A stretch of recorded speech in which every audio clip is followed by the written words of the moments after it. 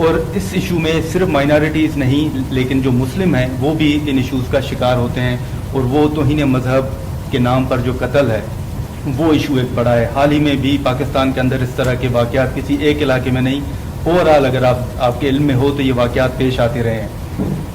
کیا وجوہات ہیں کہ آپ جو توہین مذہب کے نام پر نہ صرف غیر مسلم بلکہ مسلم جو ہیں وہ بھی قتل ہو جاتے ہیں اور تحقیقات نہیں ہوتی؟ اس حوالے سے دین کیا کہتا ہے کہ کیا کسی کو فقط الزام کی بنیاد پر جو کہ ابھی ثابت نہیں ہوا کیا کسی کو قتل کیا جا سکتا ہے؟ دوسرا میرا سپلیمنٹری سوال ایک ہوگا مختصر کہ پارلیمنٹ نے حال ہی میں ایک بل منظور کیا، قانون موجود ہے کہ جو ٹرانسجینڈرز ہیں ان کو یہ حق دیا گیا تھا کہ وہ اپنی مرضی سے اپنی شناخت جو ہے وہ بتا سکتے ہیں، وہ کہہ سکتے ہیں کہ وہ ہی یا شی جو بھی وہ بتانا چاہیں، لیکن پھر ایک ترمیمی بل پارلیمنٹ میں پیش ہوا اور کہا گیا کہ مذہب ان کو یہ حق نہیں دیتا۔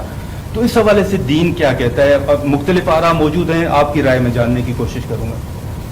تو میں یہ کہنا چاہتا ہوں کہ میں پاکستان کی انٹرنل سے زیادہ کچھ جانتا نہیں، کچھ چیز سمجھا تو اس بات کے اوپر میں ماہر نہیں ہوں، کیونکہ میں پاکستان کی نیوز میں پڑھتا بھی نہیں سنتا بھی۔ یہ سوال پاکستانی مذہب سے متعلق ہے، اس لیے میں جواب سے بھاگ رہی ہوں، کہتا ہوں کہ یہ جو جواب ہے پاکستان سے متعلق نہیں ہے، عام جواب دے سکتا ہوں۔ پاکستان میں کیا اور آپ کے پارلیمنٹ کا میں جانتا نہیں ہوں، تو نہیں جانتا جواب دینا غلط ہے۔ لیکن عام طور پہ مذہب پہ اگر کوئی توہین مذہب کرتا ہے یا اللہ کے رسول کے خلاف بات کرتا ہے یا اللہ کے خلاف بات، یہ بالکل بہت بڑا جرم ہے، یہ گناہ ہے۔ اگر وہ ملک میں اسلامی شریعہ نافذ ہے، اگر اسلامی شریعہ نافذ نہیں تو لگ رہی ہے، اگر ایک غیر مسلمان ملک میں کوئی کرتا ہے تو اسے لا کے حساب سے جو بھی ادھر کی پولیس ہے ان کو انسان کو، اور آپ کیس لڑ سکتے ہیں، اپنی لائز رکھو، 15 میں جو تھا اپنے لائز رکھو، اس طریقے سے اسے پیش کرنا چاہیے کہ اس کو ادھر کمیونٹی کے سامنے۔ اگر اسلامک ملک کے شریعہ ہے تو شریعت کے لیے آپ کو شریعہ خود کو دینا چاہیے۔ آپ حاکم نہیں ہیں، آپ سمجھتے ہیں ٹھیک ہے، آپ اتھارٹی ہوتی ہے، شریعہ کوڈ ہوتی ہے، اس میں جج ہوتا ہے، اس کو وقت دیا جاتا ہے۔ اگر کوئی مرتد بھی بنتا ہے تو اسلام میں مقاصد شریعہ بھی ہے۔ اگر آج کی تاریخ میں، کیونکہ میں کافی سعودی عربیہ میں بھی جہاں 100% میں بٹکا ہے لیول تک، جہاں تک کوئی کمیونل لا فالو کیا جاتا ہے، وہاں بھی مثال کے طور پہ اگر کوئی غیر مسلم دو ملے زنا کرتے ہوئے تو زنا کی کیا سزا؟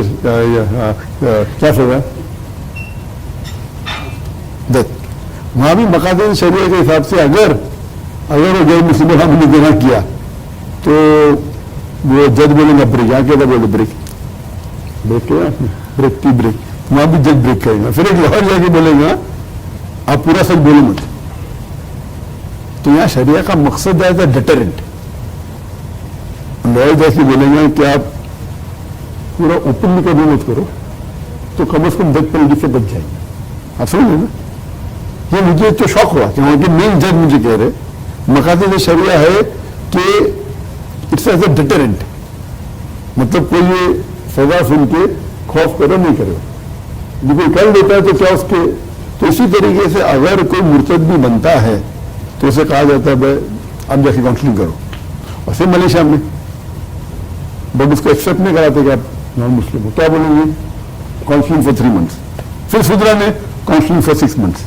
تو یہ مقاصد شریعہ ہے، نوٹ کر کہ اس گورے موتر بن گئے تو مار دو اس کو، ملیشیا میں ہوتا ہے، اوپن سوسائٹی ہے اور وہاں شریعہ کوٹ ہے الحمدللہ ملیشیا میں، تو انہیں کہا جاتا ہے کہ اس کو کاؤنسلنگ دو۔ تو یہ مین مقصد ہے شریعہ کا۔ مثال کے طور پہ اگر کوئی چوری کرتا ہے تو میں پوچھوں اگر کس نے 1 کروڑ روپیہ رکھا ہے ٹیبل پہ اور کوئی چوری کر لیتا ہے تو کیا سزا اس کے لیے؟ ہاتھ کا۔ یہ بالکل غلط نہیں ہے، ہاتھ کاٹنے کے لیے شرائط پہ کہ تالاب توڑنا چاہیے، آپ نے ٹیبل پہ رکھا، آپ کی غلطی ہے، غلط ہے، حرام چوری کرنا۔ آپ نے رکھے 1 ملین اور کس کا بھی دل پڑھا ہوا تھا، 1 کروڑ روپیہ پڑھا ہوا ہے، کسی نے ڈالو، غلط ہے، یہ چوری کرنے غلط ہے، لیکن ہاتھ نہیں کٹے گا۔ ہاتھ کاٹنے کے لیے تالاب توڑنا ضروری ہے، تو 80 کم از کم شرائط ہے، اس میں یہ کہ لاک ہونا چاہیے، تو وہ چوری کا سزا ملے گی، ہاتھ کاٹنے کے لیے ملے گی، اکثر نہیں ملے ہاتھ کٹ گیا۔ اگر if it not kept secured place میں نہیں رکھا ہوا ہے سزا ملے گی لیکن ہاتھ نہیں کٹے گا. That is the extreme. نہیں ایکسٹریم نہیں ہے, 80 شرائط یہ بندہ لیول شوڈ بھی ہائی. اور اگر وہ پاؤں چوری کرا کھانے کے لیے تو حکومت کو اوپر ڈنڈا ملے گا. ارے پاؤں چوری کر رہا ہے, ایک مسلمان کو پاؤں چوری کرنے کی ضرورت کیا ہے, غیر مسلمان کو بھی اگر پاؤں چوری کر رہا ہے کھانے کے لیے تو کون دوشی ہے؟ چور میں حکومت. ہاں ایک کو چوری کر رہا تو چور کی تو ذرا شرائط جی ہاں وہ الگ ہاتھ کا مطلب کیا ہے ادھر سے وہ الگ ایشوز کے بجائیں گے یہاں سے کرنا یہاں سے کرنا یہاں سے کرنا لیکن کٹنے کے لیے بھی شرائط ہے. تو یہ جو اگر آپ پڑھیں گے مقاصد شریعہ کا شریعہ کے اصول کیا ہے اس میں آپ کو ان ڈیپتھ نالج ملے گی اسلام کے بارے میں. ٹھیک ہے نا. تو how do you present to a non Muslim is my specialty. میں بھائی ہوں میں کوئی آئی ایم ناٹ. دیکھو ابھی لوگ جب کہہ رہے تھے ان کے بارے میں کہ ڈاکٹر ذاکر نائک ٹائپ ان کے آتے my speciality is how to convince the غیر مسلم. I am a specialist in that. I am a Daesh. I don't consider myself to be a scholar of scholar کی کئی قسم ہوتے. My specialty is comparative religion. That's my specialty. My specialty is not fiqh, but that doesn't mean I don't know fiqh. My specialty is not tafsir, that doesn't mean I don't know tafsir. My specialty is not hadith, that doesn't mean I don't know hadith. I'm familiar, but my specialty is how to convince a غیر مسلم. How to convince a Muslim who is impressed by the non-Muslims or by science. That's my specialty. تو میرا مقصد ہے کہ جتنے scholars ہیں ان کی کتاب پڑھنا and how to make it palatable for the general masses. تو جو بھی میں اسلام کے بارے میں کہوں گا اٹ از وتھ ریفرنس کہ یہ اسکالر نے یہ کہا ہے یا یہ قرآن کی آیت ہے. میں کوئی نئی چیز میں دماغ سے کہتا نہیں. ہاں آنسر میں نہیں کہ نیا ٹیکنیک بنوں گا لیکن وہ جواب جو فتویٰ تو اور ادر اسکالر آپ سمجھے نا. تو اس طریقے سے ہاؤ ڈو وی کنوینس. تو اگر آپ سب چیز کنوینس کرائیں گے خالی وہ ہاتھ کٹ جاتے قرآن کے سورہ مائدہ چیپٹر نمبر 5 آیت نمبر 38 تو اگر کوئی چوری کرتا ہے مرد یا عورت ہاتھ کاٹو ہے قرآن کیا but that's not the complete story. تو اگر آپ بھی کوئی غیر مسلم کو بھی کہیں گے تو ان کے ہاتھ نہیں ہوتے اور اگر آپ لاگو کریں گے تو سب سے لسٹ کام ملے گی دنیا میں.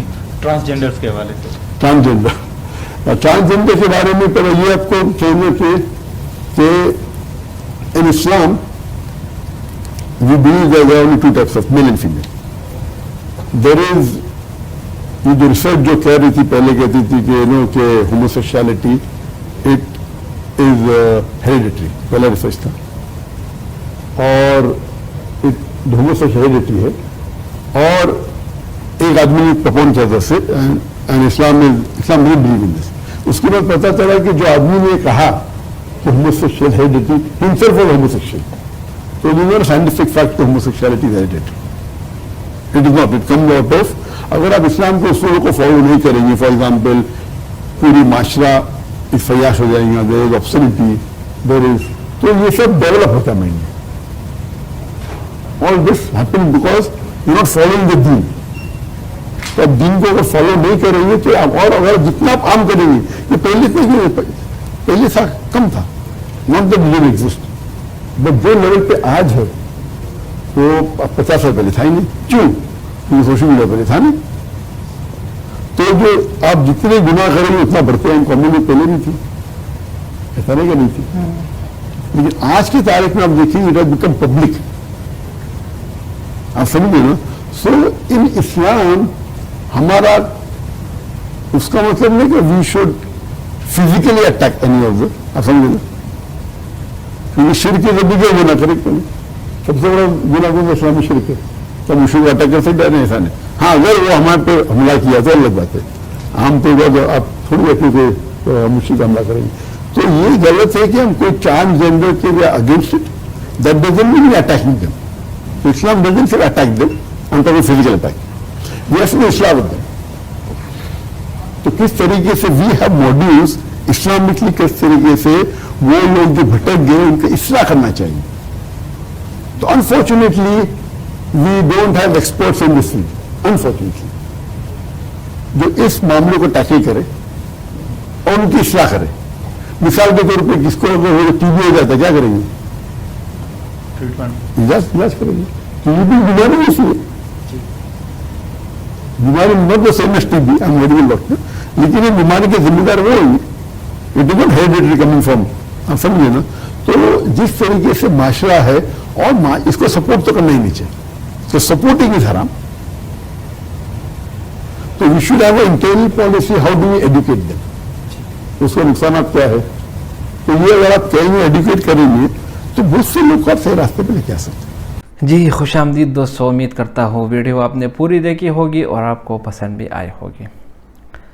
یار ڈاکٹر ذاکر نائک پاکستان آئے ہیں کچھ مختصر وقت کے لیے, ابھی اتنا وقت ان کے پاس نہیں ہے کہ وہ یہاں پر مہینہ گزارے یا 2 مہینے.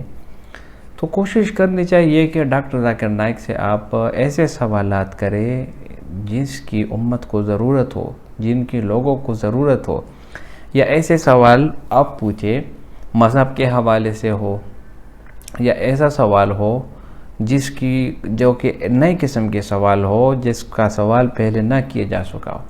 اب یہ صحافی پتہ نہیں کچھ عجیب سا سوال کرتا ہے, پاکستان میں بل پاس ہوا اور پاکستان میں اس کا کوئی قانون نہیں ہے. تو یار پاکستان اس کا ملک نہیں ہے, پاکستان ہمارا ملک ہے. آپ پاکستان میں آپ قانون سے درخواست کریں, پاکستان میں آپ کسی قانون دان سے آپ پوچھیں کہ اس کا قانون کیا ہے اور اس کا کیا وجہ ہے.